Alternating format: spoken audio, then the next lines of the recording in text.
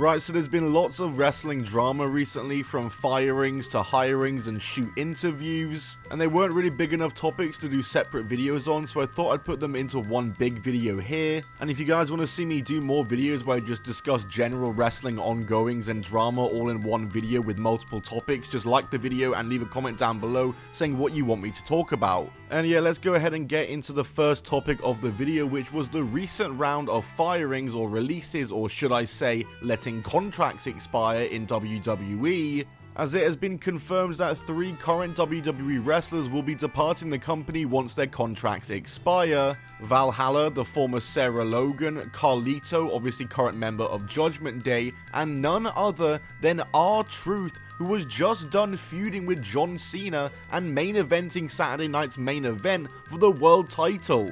All that and just a week later he is being set for his release from WWE. How does that make any sense? Before we get to R-Truth though, let's talk about the first 2 firings I mentioned there, that being Valhalla and Carlito. For Valhalla, I gotta be honest, I low-key forgot she was even in the WWE. She was most famous for being included in the Riot Squad under the name of Sarah Logan, but that was about 7 years ago now on an entirely different WWE run. And she returned as Valhalla. I believe she was a part of the War Raiders group, but I can't really recall anything that she's done in recent years, unfortunately. And then for Carlito, it's a shame to see Carlito go. I think he's very enjoyable and has been a good part of the Judgment Day.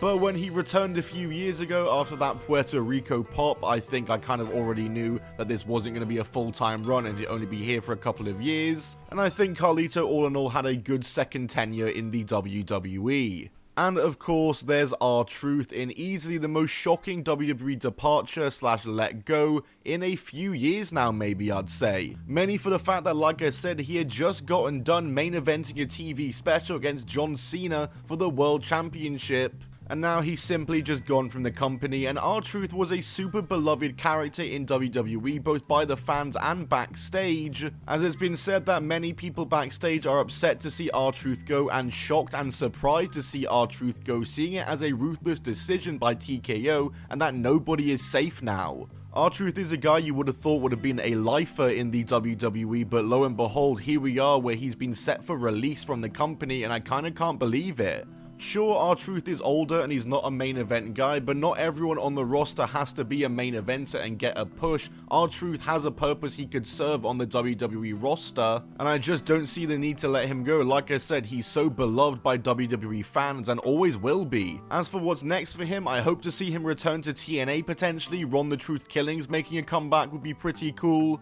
I saw some people suggesting that AEW should sign him, and I've got to say, no, AEW should not. As much as I love R-Truth, AEW does not need to get R-Truth on their roster at all. But another person that AEW fans and wrestling fans have been debating as to whether or not AEW should sign is the former Cora Jade, now Elayna Black, who, fresh out of the WWE after being released herself the last month or so, has just done a shoot interview with Ariel Helwani, where she talks about interest in potentially joining AEW amongst other topics and kinda crazy things she talked about here. She spoke about her experience in the WWE and spoke about how she kinda figured she was gonna be fired months in advance, and she also spoke about her experience being body shamed from within the company. That and just feeling like I was in a good place. I kinda had a conversation with somebody who I won't name, but someone I kind of feel I would have had a better experience there if it wasn't for, and not Sean or Hunter or anybody. I can't praise them enough and like my time there and everything like that. But there was a conversation with somebody where I was kind of like, okay, like this is probably gonna be weird in a few months. And okay. It was. So is that unsettling?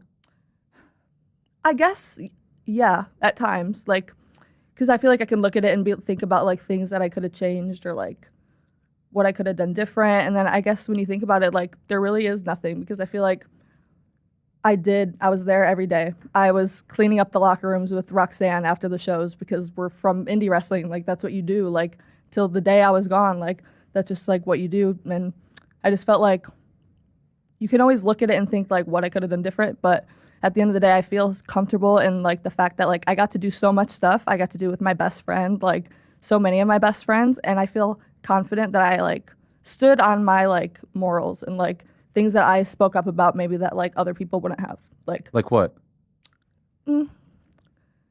Okay, for example, I'll say this because I did put it out there, like the body shaming stuff. Yeah. Like, and again, I don't want this to be bash WWE because it was my dream. Like, it still is my dream. Like, I have no doubt maybe one day in the near future I'll be there again. But I did so much stuff that like I was writing about in my notebook, like as a kid. So like I'll never like be like, oh my God, like bash WWE. But like I definitely think things could have went differently if it wasn't for certain things, like the body shaming thing. It's like I came in at 19 years old. I was like 110 pounds. Like I was so small, and it was just constant comments, whether it was from guys who think they're being funny, or I'm not going to name names again, but I remember specifically being told that I wasn't and wouldn't be champion in that company because I looked like I couldn't crack an egg.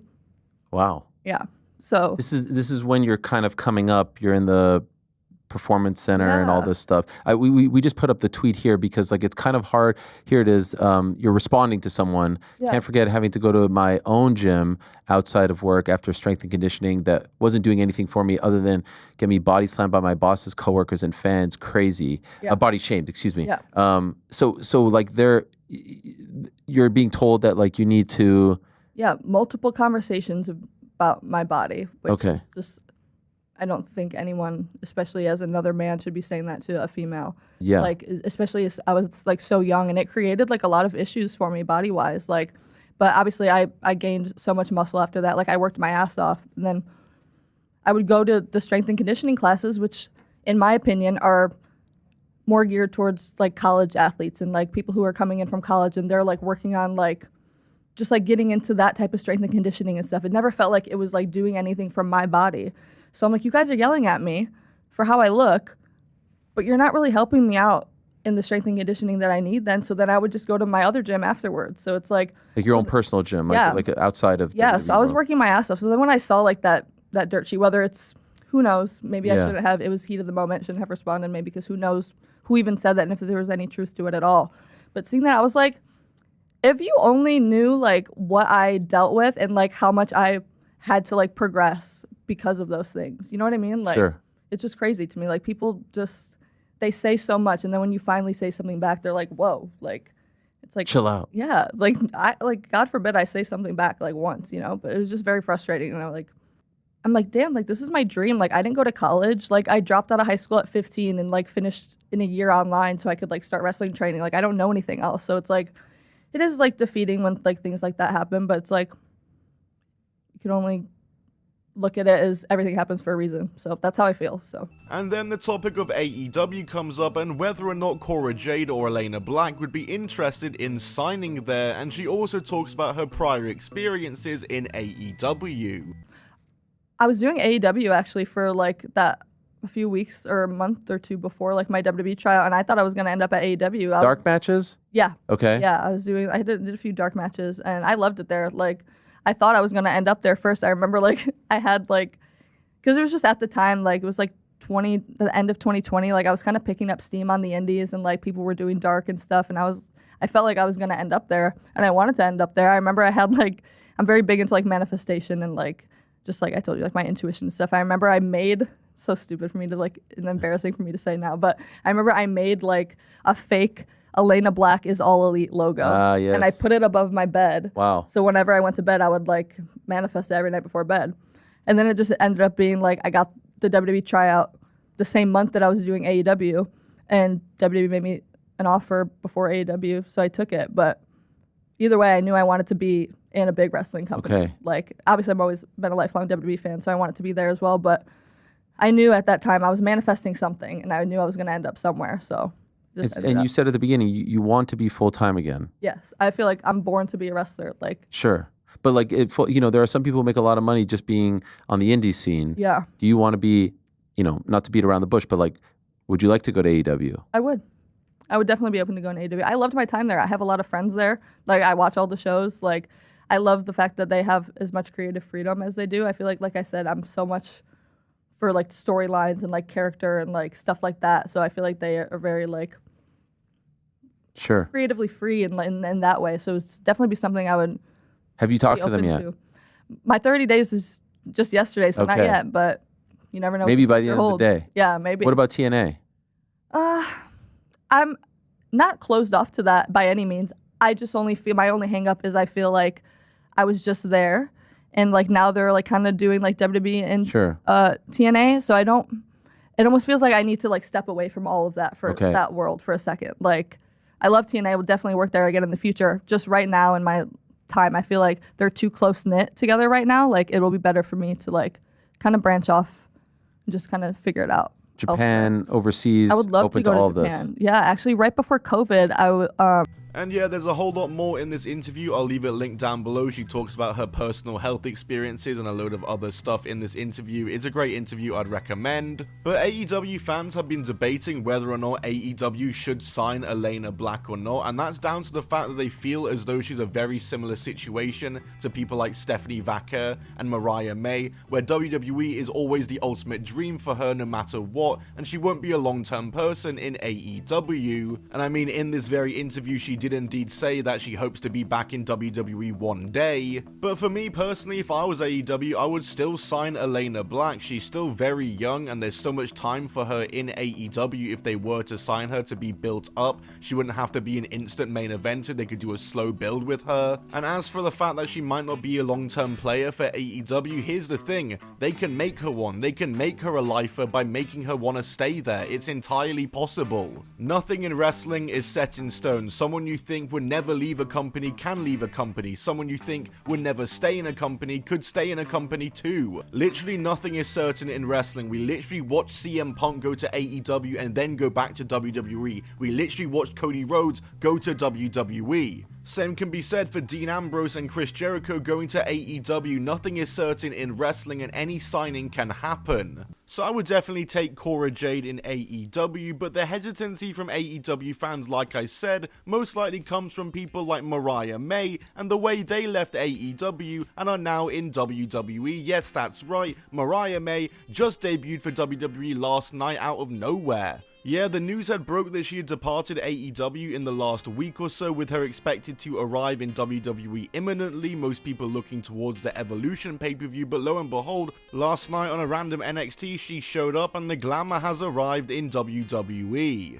And this is a move that is shocking because Mariah May, all things considered, had a very good run in AEW where she was a very integral part of the women's division and engaged in that Toni Storm feud, which is easily one of the biggest and best feuds in AEW history. I genuinely think the only thing AEW could have done better with her run was her title reign itself. The storyline with Toni was great, but when she actually became champion, I feel as though AEW kind of ran out of ideas for her for a bit. But other than that, it is crazy to see Mariah May turn up in WWE, but people probably should have known this from the start because as it turns out, Mariah May has always been a huge WWE superfan and the clues were kind of there from the start that WWE has always been her dream. What's definitely shocking though is just how quickly she turned up in the WWE. I mean, it's been literally a week and people really thought she was going to debut at Evolution.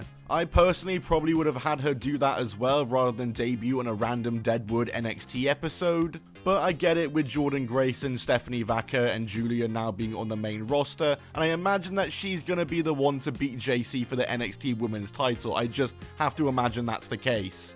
Either way, I hope Mariah does well in WWE just like she did in AEW, and this is what competition is all about. It's all about the transfer market, baby. But yeah guys, that's it from me on this video talking about all the big topics in the world of wrestling and all the drama going on in wrestling right now. Be sure to like the video if you did enjoy it and comment down below what videos you want to see next from me. Subscribe with those notifications on so you're the first to see those videos. Goodbye and keep on rolling.